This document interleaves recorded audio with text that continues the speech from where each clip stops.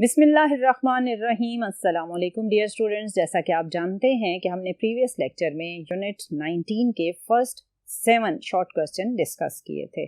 आज हम last 7 short questions को डिस्कस करते हैं। आज का जो फर्स्ट शॉर्ट क्वेश्चन है उसकी स्टेटमेंट है X-rays can emit electrons from the metal source and X-rays can be diffracted. यानी एक्स-रेज ये दोनों प्रोसेस कर सकता है, वो मेटल से इलेक्ट्रॉन को भी रिमूव करवा सकता है और डायफ्रैक्ट भी हो सकता है। तो ये क्यों होता है? आपने जब फोटो इलेक्ट्रिक इफेक्ट का फिनोमेना पढ़ा था तो वहाँ आपने ये ऑब्जर्व किया कि जब एक एक्सरे फोटोन किसी मेटल सरफेस के साथ स्ट्राइक करता है तो अगर इस एक्सरे फोटोन के पास उस मेटल की थ्रेशहोल्ड फ्रीक्वेंसी है तो ये फोटोन उस मेटल में मौजूद इलेक्ट्रॉन को इतनी एनर्जी दे देगा कि वो इलेक्ट्रॉन मेटल सरफेस से बाहर आएगा और एक करंट को जनरेट करेगा। अब इसमें क्या हो रहा था कि एक्सरे फोटोन इलेक्ट्रॉन को कोलाइड कर रहा था और इस कोलिजन में अपनी पूरी एनर्जी इलेक्ट्रॉन में ट्रांसफर कर रहा था। तो यहाँ पर एक्सरे फोटोन का बिहेवियर एक पार्टिकल की तरह था। बिल्कुल ऐसे ही जब एक बॉल दूसरे बॉल के साथ स्ट्राइक करे और फर्स्ट बॉल सेकेंड बॉल को अपनी टोटल एनर्जी ट्रांसफर कर दे, बिल्कुल इसी तरह एक्सरे फोटोन जब मेटल में मौजूद इलेक्ट्रॉन के साथ स्ट्राइक करता है तो एक पार्टिकल की तरह अपनी एनर्जी इलेक्ट्रॉन में ट्रांसफर कर देता है। सो इस प्रोसेस में एक्सरे फोटोन एक पार्टिकल का बिहेवियर दिखाता है। जबकि आपने जब फर्स्ट ईयर में एक्सरे डायफ्रैक्शन का प्रोसेस पढ़ा था जिसमें आपने ब्रैग्स इक्वेशन भी डिस्कस की थी, वहाँ आपने ये ऑब्जर्व किया था कि जब एक्सरे फोटॉन्स या एक्सरेज किसी क्रिस्टल पर फॉल करती हैं तो ये डायफ्रैक्शन का प्रोसेस बहुत ही प्रोमिनेंटली कर सकती हैं। और आप ये जानते हैं कि जो डायफ्रैक्शन है वो वेव नेचर के अकॉर्डिंग होती है। यहाँ पर इस प्रोसेस में जो एक्सरे का बिहेवियर है वो पार्टिकल की तरह नहीं है बल्कि एक वेव की तरह है, क्योंकि डायफ्रैक्शन एक वेव फिनोमेना है। आपने देखा कि कुछ एक्सपेरिमेंट्स में एक्सरे एक पार्टिकल की तरह का बिहेवियर दिखाता है और कुछ में एक्सरे फोटोन एक वेव की तरह का बिहेवियर दिखाएगा। इन दो बिहेवियर्स की वजह से हम ये कहते हैं कि एक्सरेज बेसिकली डुअल नेचर की मालिक हैं। कभी किसी सिचुएशन में ये पार्टिकल बन जाती हैं और कभी किसी सिचुएशन में ये वेव बन जाती हैं। आपको जो पहला प्रोसेस दिया गया था removal of electron from metal surface, ये बेसिकली फोटो इलेक्ट्रिक इफेक्ट था और इसमें एक्सरे एक पार्टिकल बिहेवियर शो कर रही थी। Emission of electron from metal surface shows particle nature of X-rays। और जो दूसरा प्रोसेस कहा गया है वो है डायफ्रैक्शन का। एक्सरे डायफ्रैक्शन फ्रॉम क्रिस्टल क्या प्रूव करता है? Proves wave nature of X rays. और इन दोनों प्रोसेसेस से हमने ये कंक्लूड किया कि एक्सरेज की जो नेचर है वो डुअल नेचर है। डुअल का मतलब कि two types nature X rays carry करती हैं। X rays has dual nature. और उसने कहा था कमेंट करें, तो हमने ऑब्वियसली कमेंट कर दिया कि फोटो इलेक्ट्रिक इफेक्ट फिर डायफ्रैक्शन, ये दोनों बातें हमें एक्सरेज की डबल या डुअल नेचर को डिस्क्राइब करवाती हैं। अब देखते हैं कि नेक्स्ट जो शॉर्ट क्वेश्चन है जो कि अगेन एक्सरेज से ही रिलेटेड है वो क्या है। इसमें आपसे कहा गया why X rays have different properties from light even though both originate from orbital transition of electrons in excited state. अब इसमें आपसे ये पूछा गया है कि एक्स रेज और जो ऑर्डिनरी लाइट है, विजिबल लाइट है, इन दोनों की प्रॉपर्टीज में फर्क क्यों है जबकि दोनों इलेक्ट्रॉन की ट्रांजिशन की वजह से प्रोड्यूस होती हैं। तो इसका फर्क ये है कि अगर आपके पास ये एक न्यूक्लियस है और इसके सराउंडिंग में ये डिफरेंट ऑर्बिट्स हैं, तो आप अगर एक्स रेज की बात करेंगे तो ये वाले जो इनर शेल इलेक्ट्रॉन्स हैं जो इस पॉजिटिव न्यूक्लियस के साथ स्ट्रांगली बाउंड हैं, अगर आप इस इलेक्ट्रॉन को रिमूव करवा देते हैं तो यहाँ क्या जनरेट हो जाएगा? यहाँ वैकेंसी जनरेट हो जाएगी। अब इस वैकेंसी या इस डेफिशिएंसी ऑफ इलेक्ट्रॉन को फिल करने के लिए इसके करीब के ये जो ऑर्बिट्स हैं इनमें मौजूद इलेक्ट्रॉन इसकी तरफ मूव करेंगे और इस वैकेंसी को फिल करेंगे। अब जब ये इनर शेल इलेक्ट्रॉन जंप करता है और इस वैकेंसी को फिल करता है तो इस प्रोसेस में क्या जनरेट होता है? इस प्रोसेस में एक्स रेज जनरेट होती हैं और ये वाले जो इलेक्ट्रॉन हैं क्योंकि स्ट्रांगली बाउंड होते हैं न्यूक्लियस के साथ और इनकी जब ट्रांजिशंस होती हैं तो स्ट्रॉन्ग फ्रीक्वेंसी या स्ट्रॉन्ग एनर्जी वाली रेडिएशंस एमिट होती हैं। जबकि अगर आप ऑर्डिनरी लाइट की बात करें तो ऑर्डिनरी लाइट में ये जो आउटर शेल इलेक्ट्रॉन्स हैं ये वाले, सपोज आप इस इलेक्ट्रॉन को जो कि लूजली बाउंड है न्यूक्लियस के साथ, एक थोड़ी सी एनर्जी चाहिए इस इलेक्ट्रॉन को इस स्टेट से जंप करके हायर एनर्जी स्टेट में जाने के लिए, क्योंकि ये लूजली बाउंड है।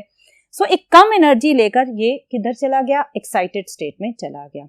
जब ये इस एक्साइटेड स्टेट से वापस आएगा तो ट्रांजिशन क्या जनरेट करेगी, एक लो एनर्जी फोटोन जिसे आप ऑर्डिनरी लाइट कहते हैं वो जनरेट होगी। हो तो दोनों में एक ही काम रहा है, इसमें भी ट्रांजिशन ऑफ इलेक्ट्रॉन है, इसमें भी ट्रांजिशन ऑफ इलेक्ट्रॉन है, लेकिन क्योंकि ये इनर मोस्ट ऑर्बिट के इलेक्ट्रॉन की ट्रांजिशन है और वो एक स्ट्रॉन्ग एनर्जी जनरेट करता है तो इसे एक्स-रे फोटोन कहा जाता है। जबकि जो ऑर्डिनरी लाइट है उसमें आउटर मोस्ट ऑर्बिट के लूजली बाउंड इलेक्ट्रॉन की जब एक्साइटेशन के बाद डी एक्साइटेशन होती है तो इस प्रोसेस में जो फोटोन इमिट होता है वो लो एनर्जी फोटोन या लो एनर्जी लाइट होती है।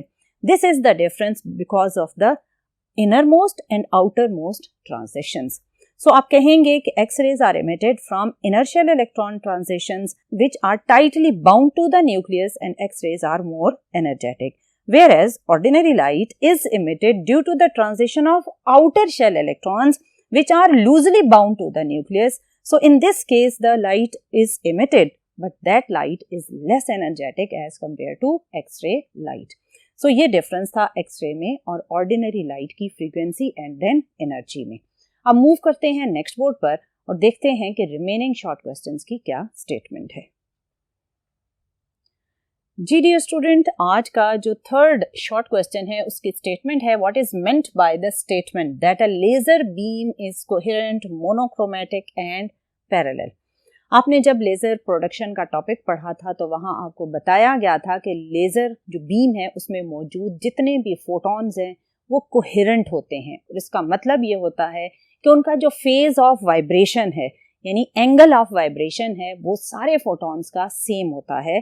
या आप ये भी कह सकते हैं कि लेज़र बीम में मौजूद फोटॉन्स का जो फेज डिफरेंस है वो कांस्टेंट रहता है थ्रू आउट, और अगर फेज डिफरेंस सेम हो या फेज डिफरेंस कांस्टेंट रहे थ्रू आउट तो उस बीम को कहा जाता है coherent beam. So laser beam में मौजूद जितने भी फोटॉन्स हैं they all are in same phase, this is the meaning of coherent. So coherent means all the photons are in same phase। फिर पूछा गया कि मोनोक्रोमेटिक का क्या मतलब है। मोनो का मतलब होता है सिंगल, सो आपके पास जो लेजर लाइट है वो सिंगल वेवलेंथ लाइट होती है, that's why it is also called monochromatic light which means single wavelength light. फिर उसने कहा कि पैरेलल का क्या मतलब है। उसका मतलब ये है कि आपके पास जो लेजर में फोटॉन्स प्रोड्यूस होते हैं, आपने ऑब्जर्व किया था कि उस डिस्चार्ज ट्यूब के दोनों एंड्स पर मिरर्स अटैच थे और इन मिरर से जब रिफ्लेक्शन होती है तो सारे फोटॉन्स ऑब्वियसली एक दूसरे के पैरेलल हो जाते हैं और इस पैरेलल फोटॉन बीम को कहा जाता है लेजर बीम। सो जो तीन प्रॉपर्टीज थी उनमें कोहेरेंट मींस के सेम फेज होगा सब फोटॉन्स का, मोनोक्रोमैटिक का मतलब है कि जितने भी फोटॉन्स होंगे उनकी वेवलेंथ सेम होगी, और पैरेलल का मतलब ये है कि जितने भी फोटॉन्स होंगे वो एक ही डायरेक्शन में ट्रेवल करेंगे। सो ये बेसिकली लेजर की तीन प्रॉपर्टीज हैं जिन्हें आपने फोटॉन के रेफरेंस से ऑब्जर्व कर लिया। अब जो 11th क्वेश्चन है उसमें पूछा गया है what are laser knives. Laser knives क्या होते हैं? ये बेसिकली ऐसी डिवाइसेस होती हैं जो एक इंटेंस लेजर बीम प्रोड्यूस करती हैं और इस इंटेंस लेजर बीम की वजह से आप डिफरेंट चीज़ों को कट कर सकते हैं। क्योंकि ये लेजर बीम अपनी स्ट्रॉन्ग एनर्जी, स्ट्रॉन्ग इंटेंसिटी की वजह से डिफरेंट चीज़ों को कट कर सकती है, इसलिए ऐसी डिवाइसेस जो एक इंटेंस लेजर बीम को प्रोड्यूस कर रही होती हैं उन्हें कहा जाता है लेजर नाइफ। और ये कटिंग का प्रोसेस हम कहाँ यूज करते हैं? इस कटिंग के प्रोसेस को वहाँ यूज किया जाता है जहाँ हमें बहुत ही शार्प और बहुत ही केयरफुल कटिंग चाहिए। फॉर एग्जाम्पल जब सर्जरी की जाती है तो ब्लड वेसल्स को कट करने के लिए आप लेजर लाइट को यूज करते हैं, लेकिन याद रखिएगा कि जब भी किसी भी सर्जिकल काम में हम लेजर को एज अ नाइफ यूज कर रहे होते हैं तो लेजर की जो इंटेंसिटी है उससे बहुत ही केयरफुली कंट्रोल्ड अमाउंट में यूज किया जाता है। उसके बाद आप किसी भी ट्यूमर को डिस्ट्रॉय करने के लिए, ब्रेन ट्यूमर को डिस्ट्रॉय करने के लिए या फर्दर कोई और आपका इंटरनल ट्यूमर है उसे डिस्ट्रॉय करने के लिए, कैंसर टिश्यूज़ को डिस्ट्रॉय करने के लिए हम लेज़र बीम को यूज़ करते हैं। तो ये भी एक नाइफ का ही काम है। फिर इंडस्ट्री में डिफरेंट ग्लासेस, प्लास्टिक और पेपर्स को कट करने के लिए भी इसको यूज़ किया जाता है। आपने फर्स्ट ईयर में जो एक डाइफ्रैक्शन ग्रेटिंग का टॉपिक पढ़ा था, उसमें जो ग्रेटिंग यूज़ होती है, जो कि बेसिकली एक ट्रांसपेरेंट ग्लास होता है और इसके ऊपर बहुत ही शार्प स्लिट्स बनी हुई होती हैं। वो जो शार्प स्लिट्स बनाई जाती हैं उस ग्रेटिंग के ऊपर, वो बेसिकली लेज़र नाइफ्स की ही हेल्प से ड्रॉ की जाती हैं। सो ग्लास को या प्लास्टिक को या पेपर को कट करने के लिए भी आप लेज़र को यूज़ करते हैं। इन कटिंग बिहेवियर्स की वजह से ऐसी डिवाइसेस को लेज़र नाइफ्स कहा जाता है। फिर है question number 12, why we can not see atom. Atom इतना छोटा है, वो हमें नज़र क्यों नहीं आता?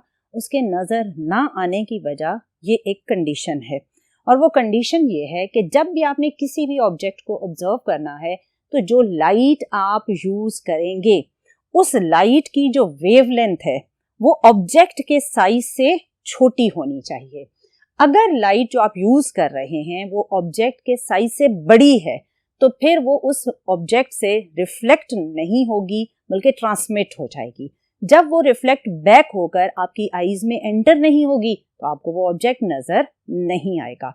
और यही हाल होता है एटम का, क्योंकि एटम का जो साइज है वो होता है 10⁻⁻10, और जो ऑर्डिनरी लाइट हम यूज़ करते हैं उसकी वेवलेंथ होती है 10⁻⁷ मीटर।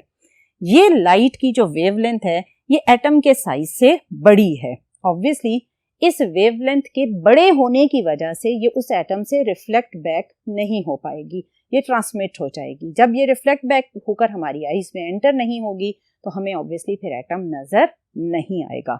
सो इन्हीं कंडीशंस को दिमाग में रखते हुए आप लिखेंगे, for an object to be visible wavelength of the light must be smaller than the size of the object. फिर आप लिखेंगे कि एटम जिसको आप नहीं देख सकते उसकी वजह यह है कि atom size is smaller than the wavelength of the visible light, so it is invisible. So ये था आपका क्वेश्चन नंबर 12 जो कि इनविजिबिलिटी ऑफ एटम से रिलेटेड था। अब मूव करते हैं नेक्स्ट बोर्ड पर और देखते हैं कि लास्ट जो शॉर्ट क्वेश्चंस हैं वो क्या हैं। जी dear student, question number 13 again x-ray से ही रिलेटेड है। इसमें आपसे पूछा गया what is meant by breaking radiations. आपने जब एक्सरे प्रोडक्शन का प्रोसेस स्टडी किया तो उसमें आपको बताया गया था कि जब आप एक स्ट्रॉन्ग पोटेंशियल डिफरेंस में इलेक्ट्रॉन को एक्सेलरेट करके लाते हैं और टारगेट से स्ट्राइक करते हैं तो वहाँ पर दो प्रोसेस आपने पढ़े थे। एक तो यही पढ़ा था कि वो इलेक्ट्रॉन जो एक्सेलरेट होकर आया, टारगेट को उसने हिट किया तो उसने जनरेट की इनर शेल इलेक्ट्रॉनिक ट्रांजिशंस। और दूसरा जो प्रोसेस था वो ये था कि सपोज करें यहाँ से एक इलेक्ट्रॉन एक बहुत ही हाई काइनेटिक एनर्जी के साथ आया और उसने टारगेट को हिट किया। इंस्टेड के वो टारगेट में जाकर एटम्स के जो इनर शेल इलेक्ट्रॉन्स हैं उनके साथ कोलाइड करे और इनर शेल इलेक्ट्रॉन ट्रांजिशन हो, इसकी बजाय क्या होगा कि ये इलेक्ट्रॉन जब टारगेट को हिट करेगा तो बाय चांस ऐसा होगा कि इस टारगेट के हाई एटॉमिक नंबर की वजह से ये इलेक्ट्रॉन यहीं पर बाहर ही डी एक्सेलरेट हो जाएगा, मींस रुक जाएगा। और जब इसको ब्रेक लगेगी यहाँ पर आकर तो यहाँ पर इसके रुकने की वजह से जो ये एक काइनेटिक एनर्जी लेता हुआ आ रहा था उस काइनेटिक एनर्जी को वो in the form of X-rays emit करेगा ड्यूरिंग डीसेलरेशन।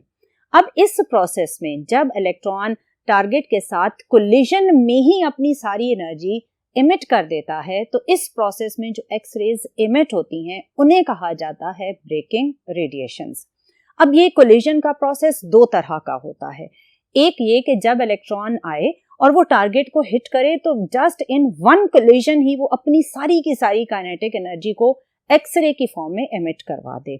और दूसरी पॉसिबिलिटी ये है कि जब इलेक्ट्रॉन आया और उसने टारगेट को हिट किया तो एक कोलिजन में उसने कुछ एनर्जी इमिट की, फिर वो दोबारा कोलाइड हुआ, फिर कोलाइड हुआ, तो मल्टीपल कोलिजन्स में वो अपनी एनर्जी को इमिट करेगा तो आपको डिफरेंट एक्सरेज इमिट होती हुई नजर आएंगी जिन्हें कंटिन्यूअस एक्सरेज बोला जाता है।